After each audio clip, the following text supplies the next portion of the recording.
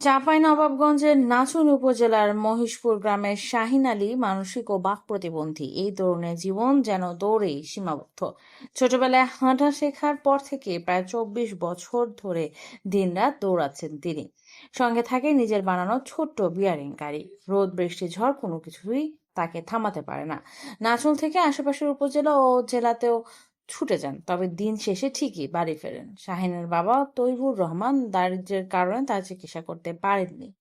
স্থানীয়রা তাকে ভালোবাসেন এবং সহযোগিতা করেন। তারা মনে করেন সঠিক চিকিৎসা পেলে তার অবস্থা উন্নতি সম্ভব। বর্তমানে শাহিন সমাজসেবা অধিদপ্তরের প্রতিবন্ধী ভাতা পান। অতিরিক্ত সহায়তার বিষয়টিও বিবেচনায় রয়েছে বলে জানিয়েছেন সংশ্লিষ্টরা। আমার ছেলে শাহিন মোটামুটি 8 বছর ভোর লিয়ে বেড়েছি। 8 বছর পরে একটু করে পা পালে সে লেড়াক বেড়াক। সে কথাবার্তা কিছু বলতে পারে না। ছোটোর এই অবস্থা যে বহুত একটু চিকিৎসা করলাম যে হয়তো কথাবার্তা বলতে পারবে, সে বলতে পারল না। আজ পর্যন্ত বলতে পারল না কোনো কিছুই। মোটামুটি ধরলেন যে এদিকে 8 বছর বাদ দেন, 8 বছর বাদ দিয়ে দৌড়াই কোন যায় এই রহনপুর, গোমাস্তাপুর, এই নাচলে, তারপরে সোনাইতনি, এলাহিপুর, কোলহার, বহুত জায়গায় যাই। এই পর্যন্ত আড্ডা শুদ্ধা যায়। আড্ডা একটা আমার পরিবার আছে, আত্মীয় স্বজন আছে, তাদের বাড়িতেও যায়। 10 বছর যখন বয়স তখন তিনি দৌড়াতে লাগবে। সেখানে লেড়াক বেড়া করে দৌড়ে বেড়ায়। এইটা আমি গরিব শ্রেণীর লোক, আমি অত ইয়ে করতে পারছি না। সে কোনোরকম ফাটি ফুটি খাই, এই তো কারণ আমি অত বলতে পারি। আমি চাই জানে সরকার জানে আমার ছেলের দিকে একটু নজর দিয়ে দেখে, এই তো কারণ আর কিছু কইতে পারছি না। সম্পর্কে ভাসতে হয় ওই হিসাবে দেখি গ্রামের ছেলে তো অনেক দূর দূর চলে যাই গাড়ি নিয়ে। আমরা অটো চালাই, তো আজ দেখবো যে রহনপুর, কাল দেখবো যে কানসাটের রাস্তায়, আরেকদিন দেখবো যে নিয়ামতপুর। তো এমনি গাড়িতে উঠতে বললে ওই সহসায় উঠবে না, ওর গাড়ি চালায় ও যাবে। হ্যাঁ, ওটাই ওর মজা, ওটাই ওর আনন্দ। শাহিন হচ্ছে যে আমার বাসা হচ্ছে যে শাহিনের পাশের এলাকা আমার বাসা, বা পাশের গ্রাম আমার বাসা।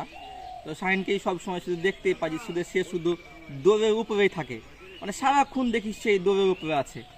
রহনপুর থেকে বা কখনো গমস্তা ইয়ার থেকে, ওই যে নাচুর থেকে যখন আমি বাসায় ফিরি, তো দেখি যে শাহিন রাতের বেলা দেখি যে শাহিন তাও দৌড়াইতেছে। সব সময় সেই দৌড়ের উপরেই থাকে এবং তাকে দৌড়ের উপরেই দেখতে পাই। বাপ মায়ের সাথে কথা বলে যতটুকু শুনেছি এবং জানি, সে ঘন্টায় না, এতে দিনে দেখা যায় যে 24 ঘন্টায় দিন হয়, কিন্তু সে দেখা যায় যে সর্বোচ্চ 4 থেকে 5 ঘন্টা হয়তো রেস্ট করে কি করে না, তাও কিন্তু সে ঘুমায় না, কিন্তু বাকি সময়টুকু সে দৌড়ের উপরেই থাকে। এনকে ছোটোবেলা থেকে দেখি এ সব সময় দৌড়াতে থাকে। ওই গাড়ি নিয়েই হলো সব সময় দৌড়ায়, যে দেখি যায় ওই দৌড়াতে থাকে।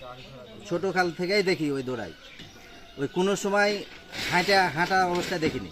সোনাইচন্ডী থেকে শুরু গমাস্তাপুর পর্যন্ত, ওদিকে নাচল, এদিকে রোহানপুর, এ তেঁতুলতলা হয় এই রোডে, মেন রোডেও ওই দৌড়াতে থাকে। একদিন আমি নিজে মাইক্রো চালাই, মাক্তাপুরে দেখলাম ওরে, আমি গাড়ি দাঁড় করাই ওরে বলছি কি আই গাড়িতে নিয়ে ওকে যাব, কিন্তু উঠলো না।